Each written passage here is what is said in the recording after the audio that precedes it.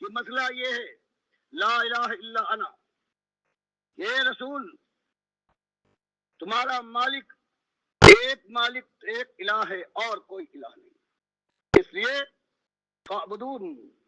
تو صرف نون کے نیچے آپ دیکھتے ہیں زیر لگا ہوتا ہے، کئی امر یا فعل کے اندر زیر نہیں آتا، یہ بتانے کے لیے ہے کہ اس میں یا تھی وہ نکل گئی ہے، صرف میری بندگی ہوگی، تم کو بندگی کے لیے بنا۔ اور پھر مالک فرماتا ہے کہ جو اس ایمان ہی کے معاملے کو، جو ذمہ دار ہیں کہ اس بات کو صاف کر کے دنیا والوں کے سامنے لائیں، اور وہ ایسے سخت اور شقی القلب ہو جائے کہ اس مسئلے کو چھپا جائے، سارے مسئلے بیان کر رہے ہیں، توحید کا مسئلہ نہیں لاتے کہ دنیا بگڑ جائے گی، ناراض ہو جائیں گے، شرک کا ذکر کریں گے، طاغوت کی نشاندہی ہوگی، تو جو آج عزت ہے وہ باقی نہ رہے گی۔ مالک فرماتا ہے اس جھوٹی عزت کو، ان کے پاس سے عزت حاصل کرنا چاہتے ہو، حسب وللہ عزت جمیعا، ساری عزت کا مالک اور منبع تو ایک پروردگار کی ذات ہے۔ تو مالک کے ساتھ علم والے ہو کر اللہ نے ذمہ داری تم پر ڈالی، اور اس کے بعد تم بجائے اس کے کہ ایمان کی بات لوگوں کے سامنے لانے کے بعد اب ان کے اوپر نماز فرض تو ہو، مالک فرماتا ہے اگر ایمان صحیح نہیں ہے تو ہم نے اس کے اوپر نماز فرض نہیں کی ہے۔ ان الصلاۃ کانت علی المؤمنین کتابا موقوتا، سورہ نساء میں مالک فرماتا ہے ہم نے ہر چلتے پھرتے سے نہیں کہا ہے تم پر نماز فرض ہے، فرمایا نہیں، صرف اس پر فرض ہے اس کا ایمان صحیح ہے۔ یا ایھا الذین آمنوا کتب علیکم الصیام، اے ایماندارو، سچے ایماندارو، تم پر روزہ فرض ہے۔ تو یہ نماز اور روزہ اور حج و زکوٰۃ یہ ہر ایک پر فرض نہیں ہے، فرض ہے سچے مومن پر، اور مومن بنانے کی کوشش جو کرنا چاہیے اہل علم کو اور امت کے افراد کو، اس کے بجائے وہ پہلے نماز پڑھاتے ہیں، اور اس کا بھی نماز کا تو محل ہی نہیں ہے۔ اور جن کے اندر یہ بات نہ ہو، جن کے اندر ایمان نہ ہو، ان پر ایک چیز فرض ہے، یہ چل رہی تھی کہ ایک ایمان کی بات ہے، ایمان کی آزمائش ہے، ایمان کی آزمائش کے لیے مہلت دی گئی ہے عمر کی، اس کے بعد موت ہے، اور موت کے بعد اللہ کا دربار ہے۔ اب ہر ایک کے اوپر مالک نے لازم کیا ہے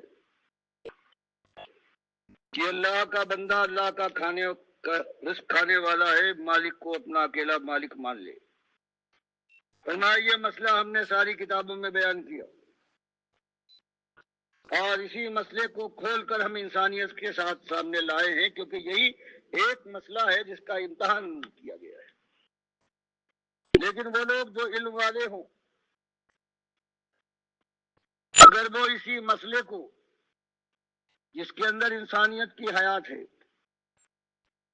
اس کو کسی وجہ سے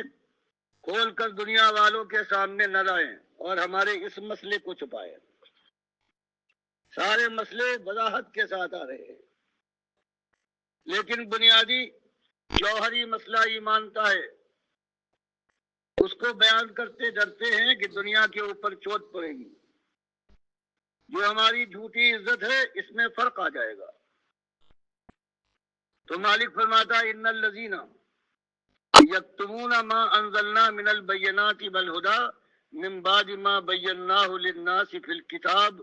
اولئک یلعنہم اللہ ویلعنہم اللاعنون۔ تو جن کے اوپر ذمہ داری تھی، جو مسلمان امت کے اندر ذمہ دار لوگ ہوں، علم والے لوگ ہوں، اگر وہ اسی مسئلے کو چھپا جائیں،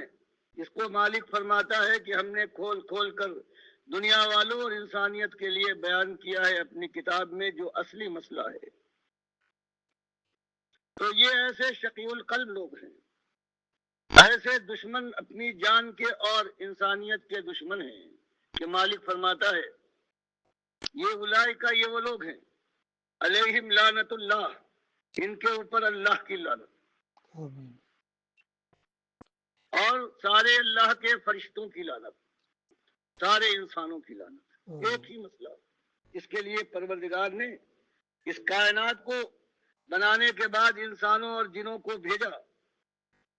کتابیں اتاری، پیغمبر مبعوث فرمائے، اور پھر جن کی ذمہ داری، جن کے پاس علم تھا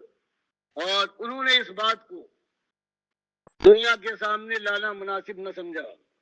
تو ان کے لیے مالک فرماتا ہے یہ وہ لوگ ہیں جن پر ہماری لعنت، ہمارے فرشتوں کی لعنت اور سارے لعنت کرنے والوں کی لعنت۔ اب ایسے لوگ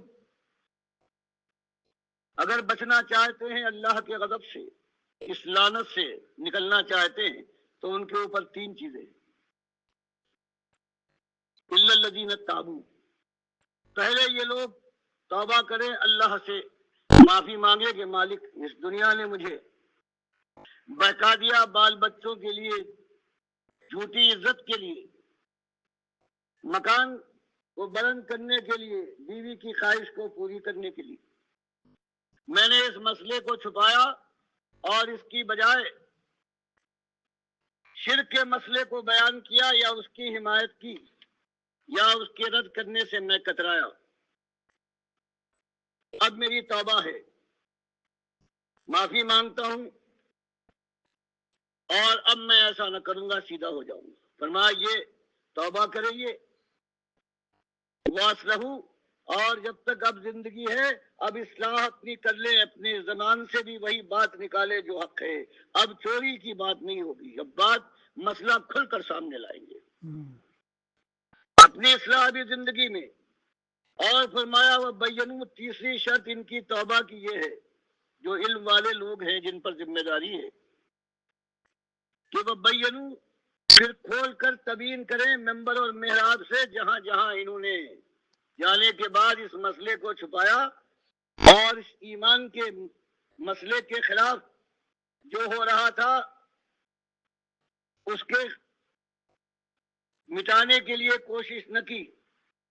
تو فرمایا اب ان کے لیے ان کی توبہ قبول ہونے کی تیسری شرط یہ ہے کہ اب اس مسئلے کو یہ کھول کھول کر ممبر اور محراب سے بیان کریں کہ میری توبہ ہے میرے بھائیوں، میں تم کو اپنے پیٹ کے لیے، اپنے بال بچوں کی، اس دنیا کے لیے، کیونکہ تم سے عزت حاصل کرنے کے لیے میں نے یہ سب کچھ کیا ہے، ابھی تک چپ تھا، توحید کی بات نہیں بیان کرتا تھا، بلکہ شرک کی بات کو کسی نہ کسی طرح سے میں بڑھنے دیتا تھا، پھر تائید ہی کر گزرتا تھا۔ اب میری توبہ ہے، میں اللہ سے ڈر گیا ہوں، مالک سے میں نے معافی مانگی ہے، اب تم سے بھی معافی مانگتا ہوں۔ فرمایا صرف ان کے لیے امید ہے، اللہ توبہ قبول کرے ان کی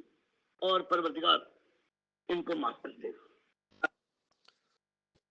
یہ مخلص آواز ہے ڈاکٹر مسعود الدین عثمانی رحمۃ اللہ علیہ کی،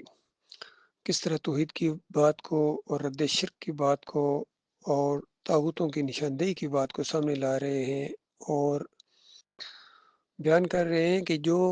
اس ایمان کی بات کو نہیں بیان کرتے ہیں وہ کس قدر اللہ کے ہاں مجرم ہیں، اللہ کی کتاب ان کو کتنی سختی کے ساتھ جھنجھوڑتی ہے، اور جو چھپائیں اس بات کو اور حق اور باطل کو ملائیں، ان کے اوپر اللہ کی اور فرشتوں کی اور تمام لعنت کرنے والوں کی لعنت ہے۔ تو بتاؤ اللہ کے بندو، جو ایمان کو چھپائیں ان کے اوپر اللہ نے اتنی سختی کی ہے، تو جو ایمانداروں کی جماعت کے اندر پھر شرک لے کے آ جائیں ان کا اللہ کے کیا انجام ہوگا، یہ غور کرو اللہ کے بندو۔ یہ بہت بڑا واقعہ پیش آیا ہے کہ یہ جو مومنوں کی جماعت بن گئی تھی، اس کے اندر یہ محمد حنیف نے دوبارہ شرک، پھر 2017 کے اندر پھر شرک، سجدہ تعظیمی کا شرک، اور الزام لگایا اس نے اللہ کے اوپر کہ اللہ نے گویا حکم دیا تھا یعقوب علیہ السلام کو کہ یوسف علیہ السلام کو سجدہ کرو۔ اتنا بڑا شرک یہ لے کے آ گیا، اور حالانکہ پورا قرآن توحید سے بھرا ہوا ہے۔ سورہ مریم کی 58 نمبر آیت یہی کہتی ہے، سورہ آل عمران کی 80 نمبر آیت اور اس سے پہلے ایک جو آیت ہے یہ مسئلہ بیان کرتی ہے کہ سارے انبیاء اللہ کی توحید بیان کیا کرتے تھے، اور اللہ کی نشانیاں جب ان کے سامنے آئیں تو وہ اللہ کے سامنے سجدہ ریز ہو جاتے تھے۔ تو یہ معاملہ ہوا ہے، اللہ کے بندوں غور کرو، پھر وہ بھی اپنے آپ پر غور کریں۔ جو اس توحید کی جو سب سے بڑی آج کی ضرورت ہے، انسانیت کی خیرخواہی کا پیغام ہے، اس کے راستے میں جو رکاوٹیں وہ کھڑی کر رہے ہیں، حوصلہ شکنی کر رہے ہیں، الزامات لگا رہے ہیں، اس کو روکنے کی کوشش کر رہے ہیں کسی نہ کسی طریقے سے، وہ بھی اپنا انجام اللہ کے یہاں دیکھ لیں گے، کیونکہ اللہ نے اس کائنات کو توحید کے لیے بنایا، ایمان کے لیے بنایا ہے۔ تو اس کے راستے میں جو رکاوٹ بنے گا، چاہیے تو یہ تھا کہ اس کو پھیلاؤ، پوری دنیا میں یہ بات پھیلے، انسان جہنم کی آگ سے بچ جائیں، ہر طریقہ اختیار کرو۔ لیکن اس کو چھپانا یا اس کے راستے میں رکاوٹیں بننا، یہ اللہ کی دعوت کو روکنے والا انداز، یہ اللہ کے یہاں بڑی مشکل میں پڑ جاؤ گے۔ اللہ تعالیٰ غور و فکر کرنے کی توفیق عطا فرمائے۔ بہرحال کوئی یہ نہ سمجھے کہ دعوت رک گئی ہے، یہ دعوت جاری ہے، یہ جاری رہے گی، کوئی طاقت انشاءاللہ دنیا کی اس کو نہیں روک سکتی ہے، یہ غلبے کے لیے اٹھی ہے۔ اللہ تعالیٰ مخلص اور باصلاحیت لوگوں کو اس کا ساتھی بنائے گا۔ اگر تم ایمان کا تقاضا پورے کرنے کے لیے تیار نہیں ہو تو مالک اوروں کو لے کے آئے گا جو اللہ سے محبت کریں گے، اللہ ان سے محبت کرے گا، وہ اللہ کے راستے میں جہاد کریں گے، پھیلائیں گے اس توحید کی دعوت کو، اور کسی لعن طعن کرنے والے کی ذرا بھی پرواہ نہیں کریں گے۔ ہمیں ان سے عزت کی کوئی نہیں ہے، عزت تو ہمارے مالک کی ہے، وہ جس کو چاہتا ہے عزت دیتا ہے۔ اور چند دنوں کی یہ زندگی ہے، ہمیشہ کی جنتیں ایسے مخلص مومنوں کا انتظار کر رہی ہیں۔ مالک سے امید ہے، مالک جہنم کی آگ سے بچا لے گا، ہمارے کوتاہیوں سے درگزر فرمائے گا، کیونکہ یہ ایمان کا سہارا، یہ آخری سہارا ہے میرے پیارے بھائیوں۔